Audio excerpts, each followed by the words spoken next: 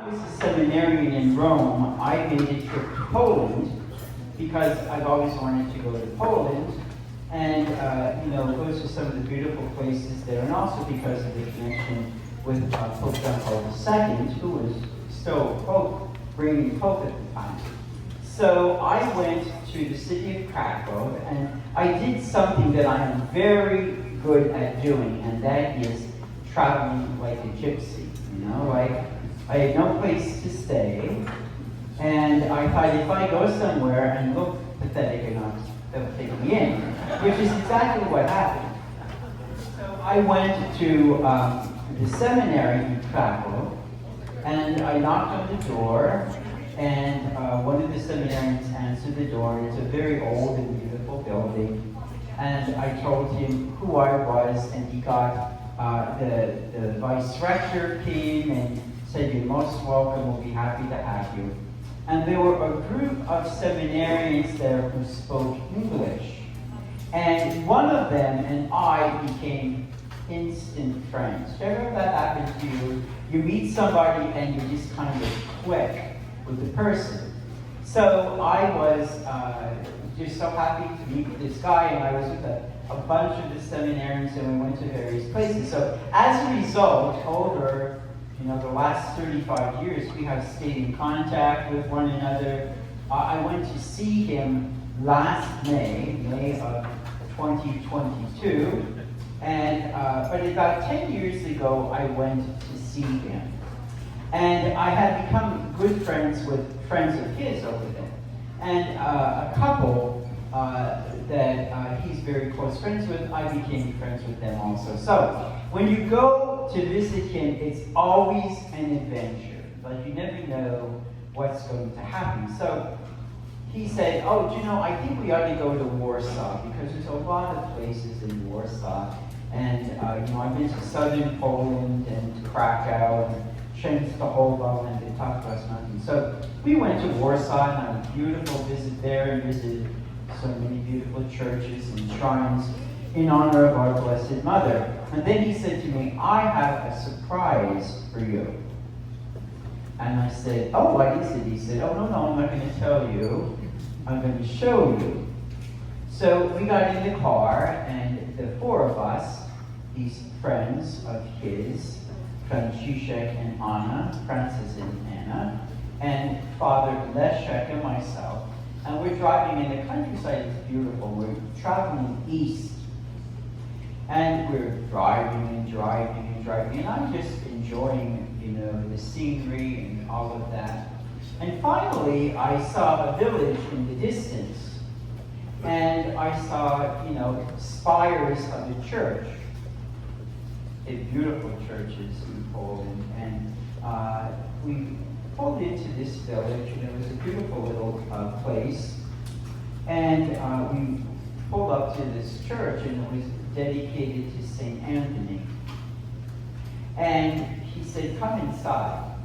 So I went inside, and it was really a magnificent church with two really large side chapels. Like, if the church is built in the form of a cross, usually those side places that make up the bar that goes across of the cross are called transepts.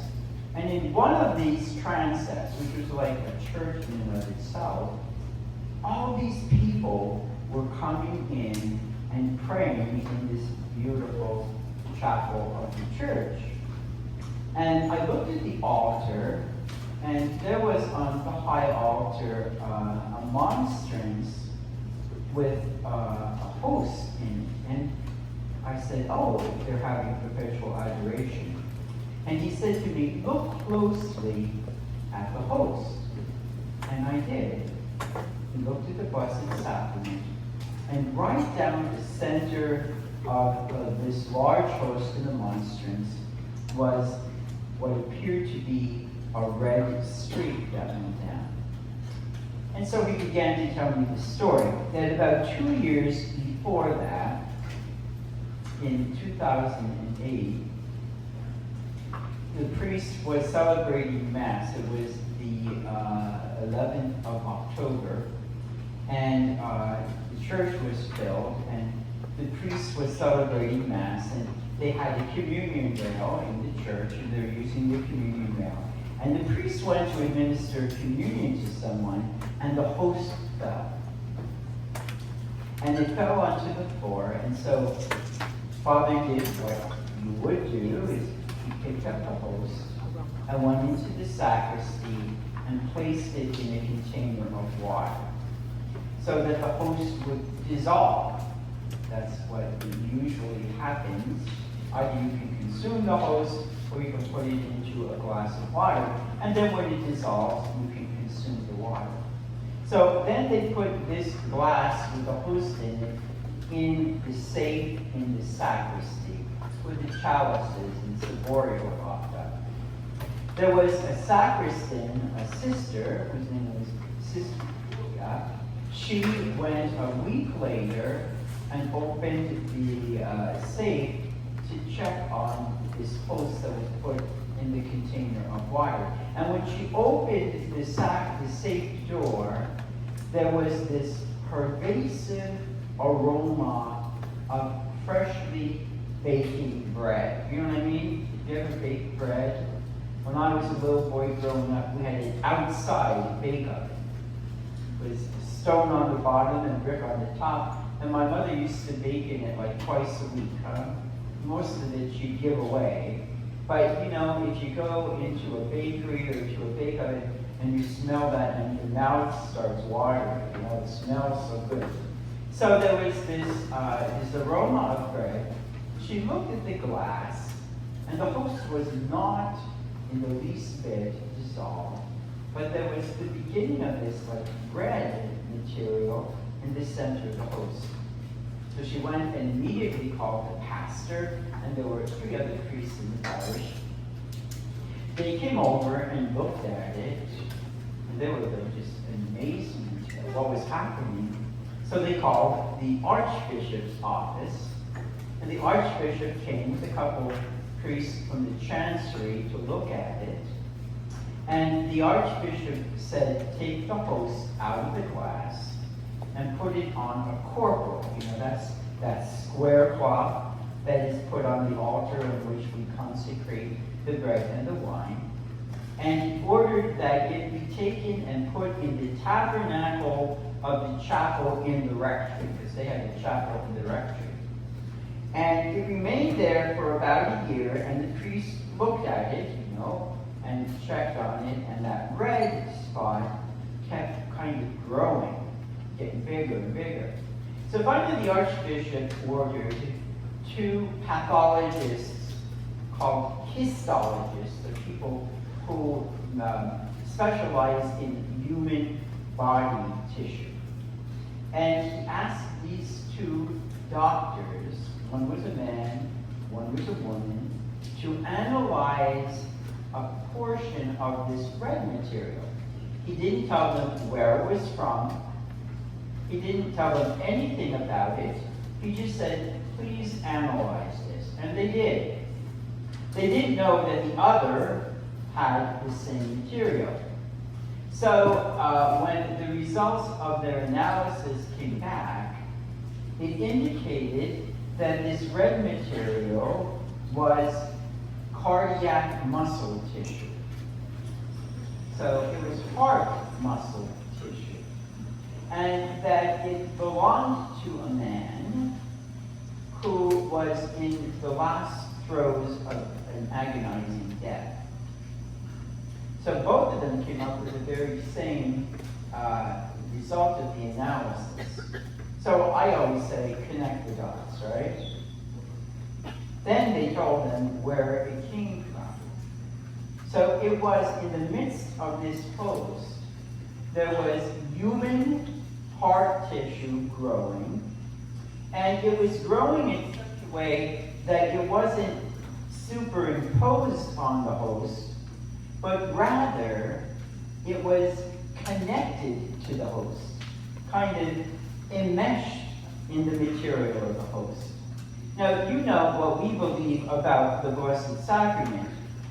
We say, and we follow what St. Thomas Aquinas taught when he took the the language of the philosopher Aristotle when we talk about substance and accidents, okay? Not the kind of accident that happens on the road or the parkway, no? But accidents meaning the exterior appearance of something, and the substance is kind of what it really is, the substance. So we say when a host is consecrated at Mass, or when wine is consecrated at Mass, when the priest takes it in his hands and says, "Take this and eat, for this is my body," or "Take this and drink, for this is the chalice of my blood," the Church says the exterior appearance, the accidents, do not change. The substance does. So it's not that Jesus comes to live in bread. The bread and the wine become Jesus. It looks like bread and wine, smells like bread and wine, tastes like bread and wine. It's not bread and wine anymore.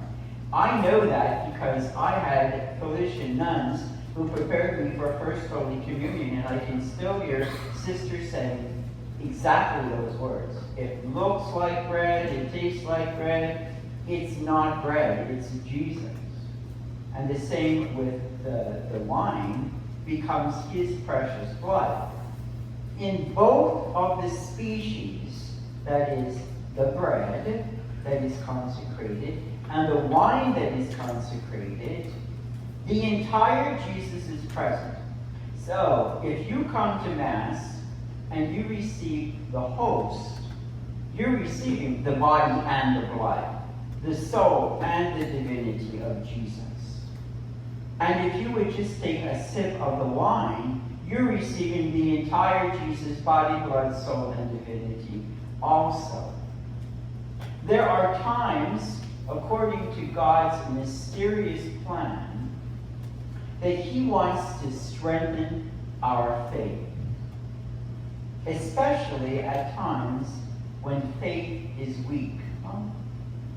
And he will make a particular kind of phenomena occur that is kind of like hitting us over the head with a baseball bat. Like, wake up! Do you see really what is before you? What comes upon the altar? But not what comes upon the altar. Who comes upon the altar? And these kind of phenomena, these extraordinary, supernatural phenomena, we call Eucharistic miracles. Now we know that the consecration at Mass is always a miracle, but it's not accompanied most of the time by external signs. But sometimes God makes those signs occur. And that's exactly what happened in this little town of Sokółka, Sokółka, in Poland happened. And that's one of the miracles that is described in our exhibit here, put together by Professor Carlo Acutis. Sokółka is one of them, a recent one that happened in 2008. But then a few years later in Poland, another one happened in a little town called Legnica. That's also included here. There's also one here from Mexico that happened within the last 15 years. The first one recorded in these extraordinary miracles, these Eucharistic miracles, the earliest one recorded and documented took place in the year 7050 in a town in Italy called Lanciano. And a priest was coming, a German priest was traveling south to Rome on pilgrimage, and he was being afflicted by doubts. Every time he would say Mass, when he got to the word consecration, and he said, "This is my body," he'd think, how can this be? Or when he consecrated the wine in the chalice, this is the chalice of my blood. How can this be? And so what happened was, the wine had the precious blood that had the external appearance of wine took on the external appearance of blood. That would be a shocker, huh? And also, the host bled when he broke it, as the priest does at the altar. Through the centuries, these extraordinary phenomena have been happening. I always say, I don't need a Eucharistic miracle to help me believe. Some people may need that, especially if they're having doubts. But God gives them to us at particular times and particular places so that we can believe. Now, you know, there was recently one reported in New Haven, Connecticut, in St. Thomas Church in New Haven, Connecticut. And it was the kind of Eucharistic miracle that the host multiplied. They were running out of consecrated hosts to administer Holy Communion to people, and they checked in the ciborium, and what was practically empty, all of a sudden was full again. Amazing, huh? I just heard that there's another one that is reported in Cincinnati. A priest was in someone's home celebrating a Mass, and from what I heard about it, it was for someone's first Holy Communion. So it might have been a little boy or girl who was sick or something like that happening, and the host bled. This is just like within the last couple of weeks. Now, those things we allow the church to decide about, huh? Because in the wisdom of those people, usually, the bishop of the diocese will investigate them, try to figure out what's happening, and then we'll say, there's not an ordinary, explanation for this. There's something extraordinary happening. But this has been happening throughout the history of the Church. Because what we believe about the Holy Eucharist comes from what happened on the first Holy Thursday, right? We know that. That this isn't something that people in the Church made up as they went along. But rather, if you look at the writings, I turned myself off. Now I turn myself on again. Don't get any ideas, all right? If you look at the writings, for example, of St. Ignatius of Antioch, who died at the very beginning of the 2nd century, like 107 was the year. His writings, as he was being taken to Rome, when he wrote these letters to various churches along the way, talks about the Holy Eucharist. So this is something that was from the very beginning. It has been happening in the Church from the very beginning, believing that what happens when the priest celebrates Mass really makes Christ present by making his sacrifice present. Why? So each and every one of us may grow in union with him by receiving him in the Holy Eucharist. It's just an amazing reality. All the saints wrote about it. All the saints talked about it. It's something that we can never grow tired of, or disbelieve, because so many before us have lived and have died for it. There are many Eucharistic martyrs. For example, there was a priest in Hungary under the Soviet occupation who was a Cistercian priest in 1956, and as a very young priest was also helping take care of people in the parish, just like our good Benedictine fathers do here. And what happened was, he was called out on a sick call. Come and bring Holy Communion to a man who was dying, but it was not a real call. What happened was this.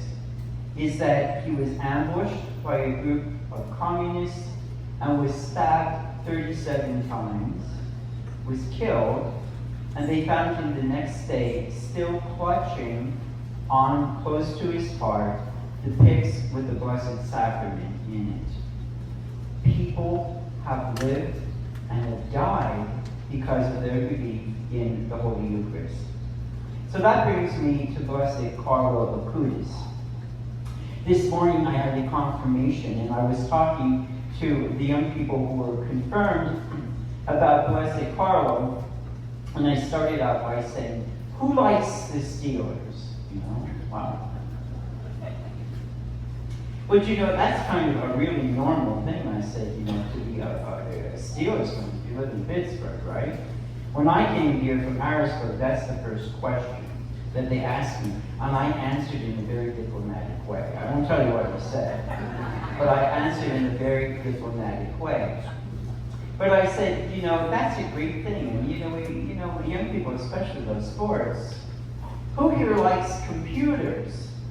Well, everybody put their hand up on these kids, and they said, you know, yes, they like computers more than I do. Because I, you know, grew up with the number 2 lead pencil, and I'm not a techie and all of that.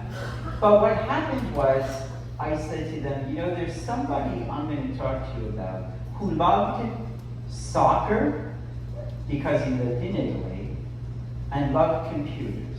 And I began telling them the story of Blessed Carlo. How he was born in 1991, which of course, if you're getting confirmed, you think that's the Dark Ages. It really isn't. I remember 1991 very well. And when he was born not in Italy but in London, because his father, who was Italian, and his mother, of course, was Italian, they were living in England because of his father's work. So when he was just about 2 weeks old, they took him to church to have him baptized. And when his mother carried him into the Church of Our Lady of Sorrows in London, it was only this 3rd time in her life she was in the Catholic Church, although she was baptized Catholic. So the family was not practicing, at least the parents weren't. Right? And I always say, does that sound familiar to anybody? You know? We all have that in our families today, more and more. That the relatives or friends of ours who are baptized Catholic and may have received First Holy Communion and Confirmation, but not because they're bad people.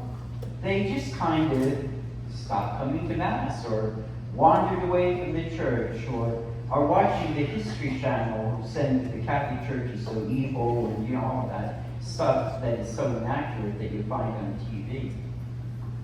But they moved back to Milan in northern Italy shortly thereafter. And something extraordinary happened in the life of young Carlo. Right before he was about 5 years old, his mother's father died. Now, his mother was from Rome, and so they used to go down to Rome to visit his grandparents, and Carlo was very, very close to this grandfather. And so when his grandfather died, he was heartbroken about it. And he just couldn't kind of reconcile the fact that he wasn't going to see his grandfather again, and he thought it was terrible. So one night he went to bed and he dreamt of his grandfather. He said to him, Carlo, help me. I need your help.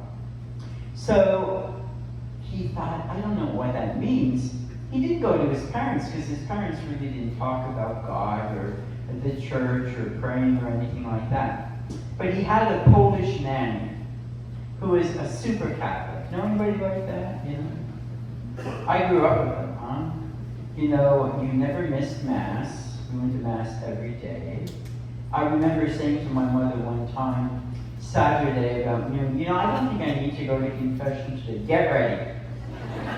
So, you know, it was that kind of thing. But let me tell you, I am so grateful for that in my life. Because it was just so natural to do these things.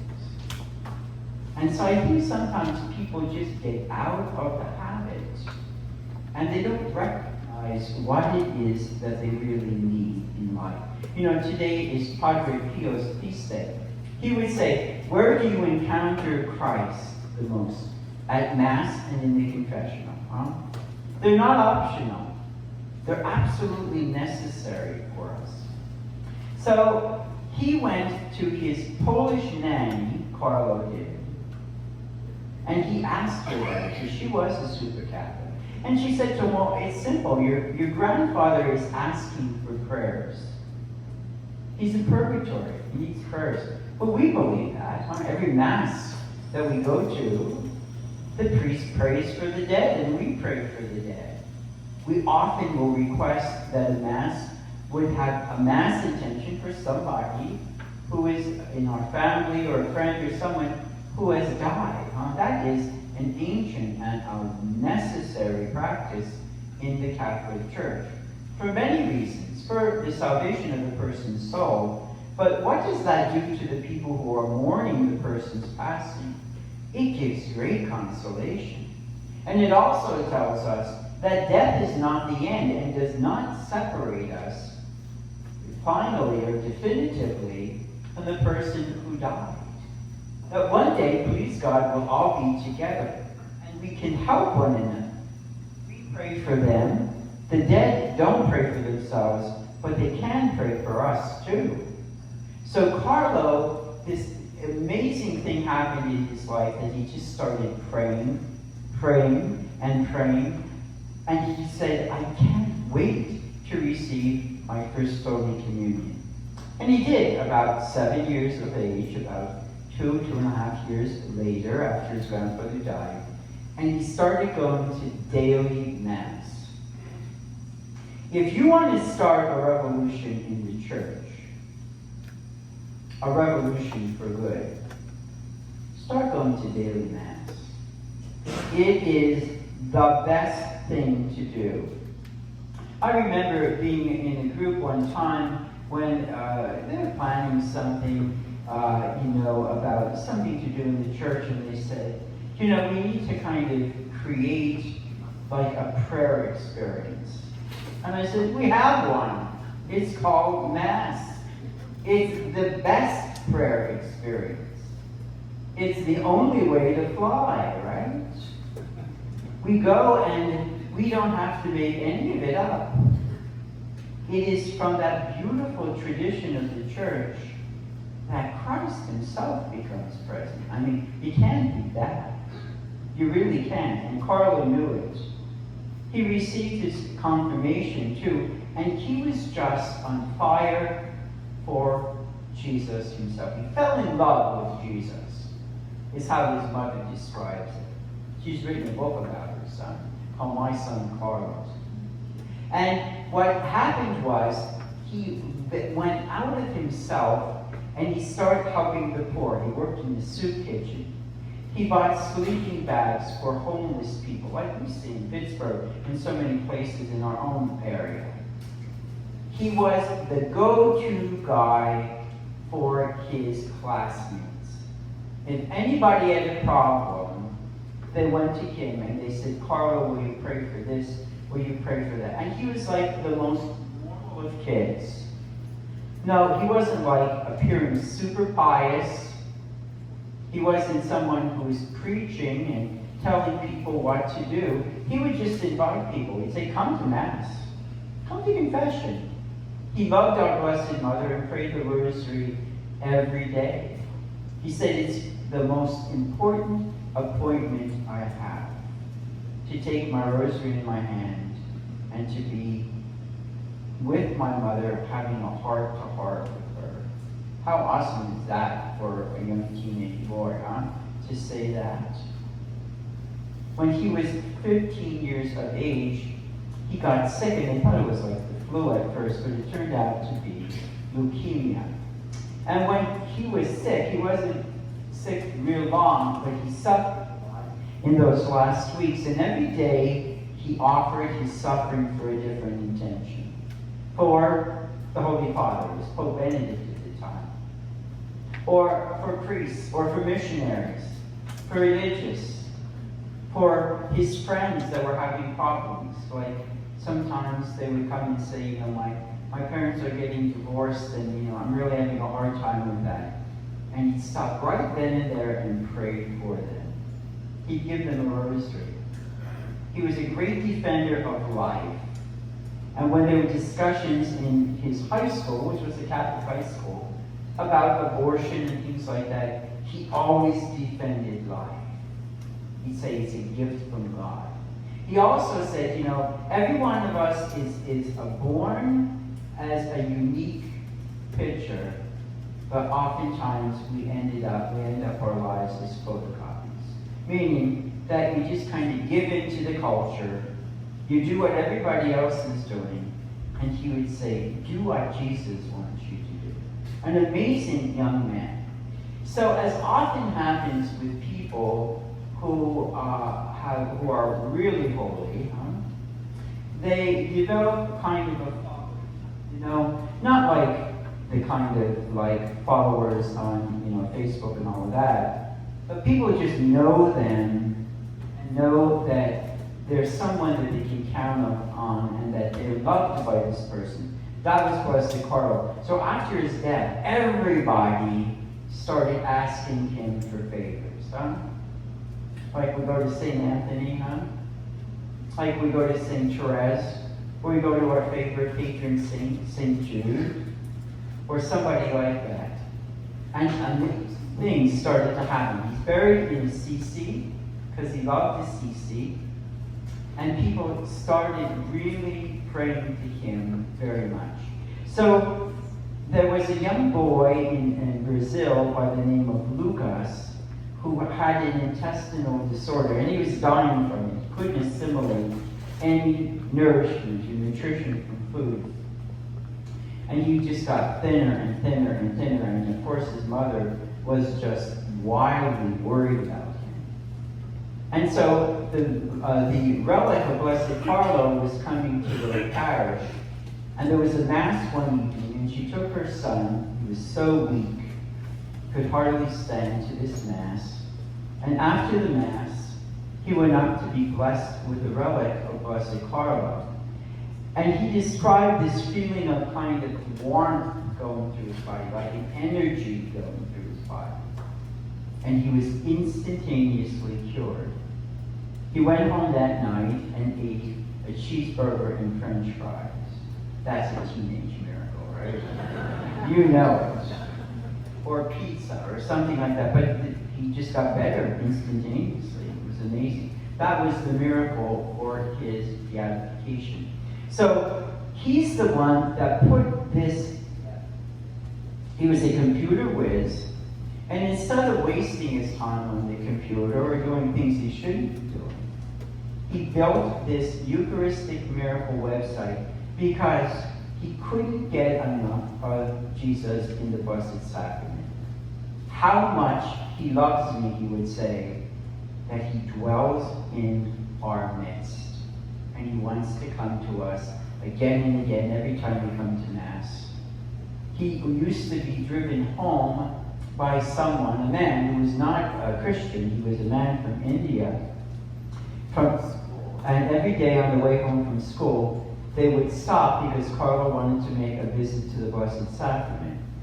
Well, now that man's Catholic, through the example of Blessed Carlo, and talks about him beautifully. So as you look at this Eucharistic miracle exhibit, it's like going to the Metropolitan Museum of Art in New York, or the Louvre Museum in Paris, or the Uffizi Museum in Florence, Italy. It's overwhelming, huh? Because you have like 150 descriptions of these various kinds of miracles that happen. So you just start where you want, you look at them, you read about them, and then you say, thank God for our faith that gives us not just any gift, but gives us the gift of Jesus himself. How amazing is that? Why shouldn't our churches be filled all the time, huh? Why shouldn't people be coming to adore the Lord in our adoration chapels? Well, it's because the world pulls them away from it. There's so many other things that are attractive, and people often don't ask the right questions, like, what is life all about? Why did God make me? You know, if you're as old as me and you know the Baltimore Catechism, you know that, why did God make me? To know Him, to love Him, and to serve Him in this world, and to be happy with Him in the next. The Byzantine Catholic Church answers the question this way. Why did God make me? To adore Him. That's what we exist for. Because adoration of God is an acknowledgement of the greatest love story ever known. A God who created us out of nothing and then became part of the creation He made by becoming a man like we're men and women, while remaining Most High God, and then without counting the cost, stretched out His arms on the cross. So every day I say to Blessed Carlo, thank you for your prayers, for your intercession, for your example, and for your deep love for Jesus in the Blessed Sacrament. We need it today as we move through Eucharistic revival. But when people say to me, when does Eucharistic revival end? I say, when He comes back in the clouds, right? Because we always need to grow deeper and deeper in love with the God who became one of us and dwells in our midst. Thank you all so very much.